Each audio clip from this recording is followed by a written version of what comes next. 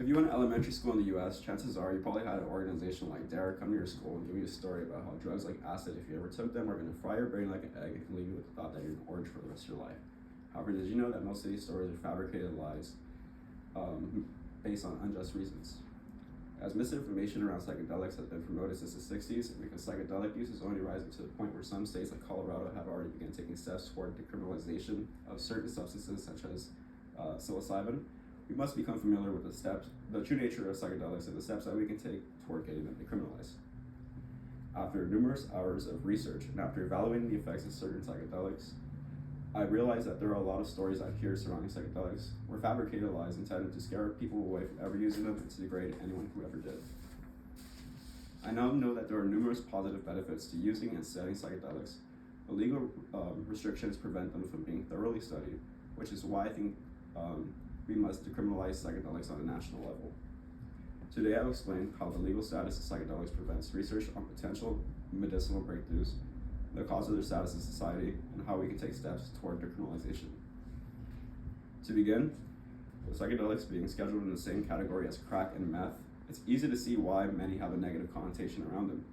However, in reality, psychedelics are now being shown to be a viable therapeutic alternative in treating depression, substance use disorder, and other mental illness. For example, a research team at the University of Columbia made it their mission to find out whether or not ibogaine, a federally illegal substance, had unique benefits in treating Parkinson's disease and other disorders like substance abuse. They state, in addition to ibogaine's anti-addictive properties, which have been explored in early clinical trials and observational research, there's reason to believe that ibogaine may be beneficial in Parkinson's treatment. However, ibogaine's use for addiction treatment and research surrounding it is legal. Ibogaine is one of the only known substances in the world to show promising results in treating a neurological disorder like Parkinson's. It's also one of the only known substances in the world to promote neurogenesis, another one being psilocybin, which is found in shrooms. These are only some of the many substances that are showing promising results. Imagine how many more can be discovered if scientists were allowed to actually research them. But why would our government make these substances illegal in the first place if it's based on unjust reasons?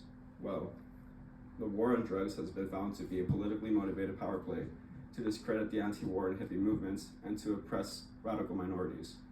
This is shown in an interview by President Nixon's top advisor, John Ehrlichman, who admits that the Nixon administration and campaign had two enemies, the anti-war left and black people.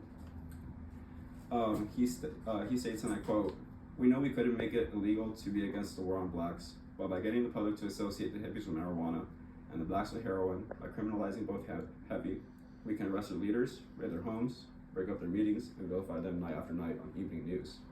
Did we know that we were lying? Of course we did. But why will our government continue to enforce the Controlled Substance Act as it's based on extremely unjust values? Well, as we know, the root of all evil is money. And this can be demonstrated in an article published by morningbrew.com, where it states, the clinical trial process is bulky and challenging for many medications, including useful antibiotics, because they cost millions and are slow to develop.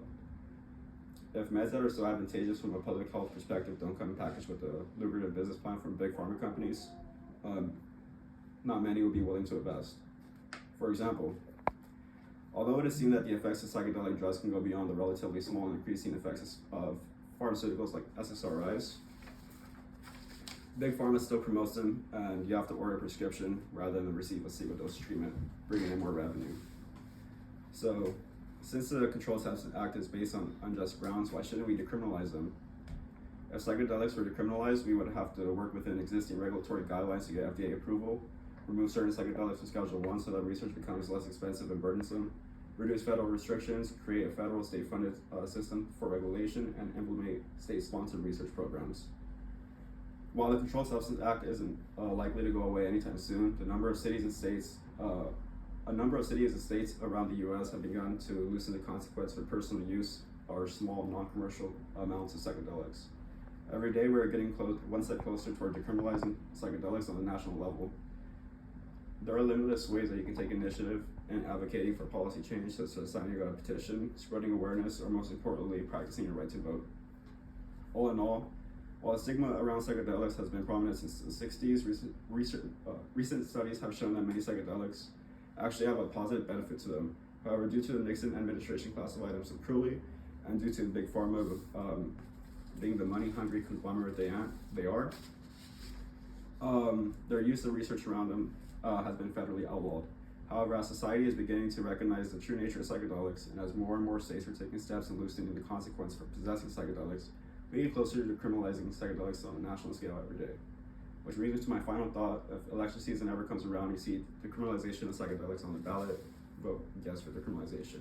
Thank you. My name is Gabriel Silva, and that has been my speech on why we should decriminalize psychedelics. Thank you.